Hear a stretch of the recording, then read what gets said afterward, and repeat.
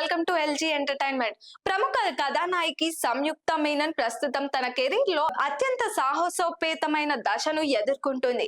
కొత్త సంవత్సరం ఆరంభంలోనే నారి నారి నడుమ మురారితో విజయం అందుకున్న సంయుక్త ఆ జోష్ తో వరుసగా క్రేజీ ప్రాజెక్ట్ లో బిజీగా మారింది. నిఖిల్ సరసన నటించిన పాన్ ఇండియా మూవీ స్వయంభూ పూరి జగన్నాథ్ దర్శకత్వంలో రూపొందిన స్లమ్ డాగ్ 33, టెంపుల్ స్ట్రీట్ వంటి చిత్రాలు విడుదలకు సిద్ధమవుతున్న వేళ హీరోయిన్ సెంట్రిక్ గా తెరకెక్కుతున్న చిత్రం ది బ్లాక్ గోల్డ్ పై ప్రత్యేక ఆసక్తి నెలకొంది.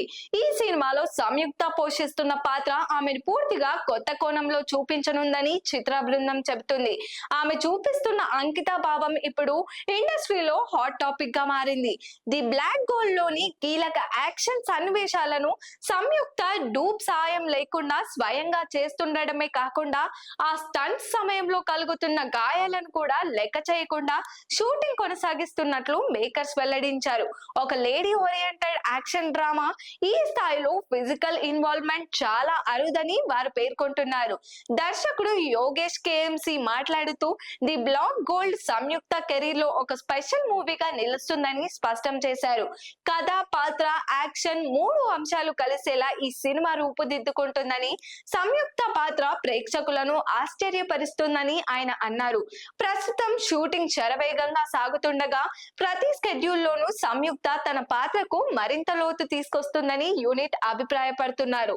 ఈ pan India action డ్రామాగా తెరకెక్కుతుండగా Rao Ramesh, Nazar, Manish Wadhwa వంటి సీనియర్ నటులు కీలక పాత్రల్లో కనిపించనున్నారు. తెలుగు, హిందీ, తమిళం, మలయాళం, కన్నడ భాషలో ఈ సినిమాను విడుదల చేయాలని నిర్మాతలు ప్లాన్ చేస్తున్నారు. ఈ వేసవిలోనే ప్రేక్షకుల ముందుకు తీసుకురావడానికి ఏర్పాట్లు జరుగుతున్నాయి.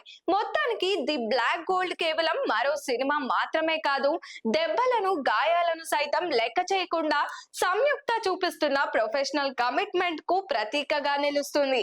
ఈ చిత్రం విడుదలయ్యాక సంయుక్తను ఒక పూర్తి స్థాయి యాక్షన్ హీరోయిన్ గా ప్రేక్షకులు గుర్తించే అవకాశం ఉందని సినీ వర్గాలు అంచనా వేస్తున్నాయి. మరి దీనిపైన మీ ఒపీనియన్ ఏంటో కామెంట్ చేయండి. మరిన్ని మూవీ అప్డేట్స్ కోసం చూస్తూనే ఉండండి ఎల్జీ ఎంటర్టైన్మెంట్.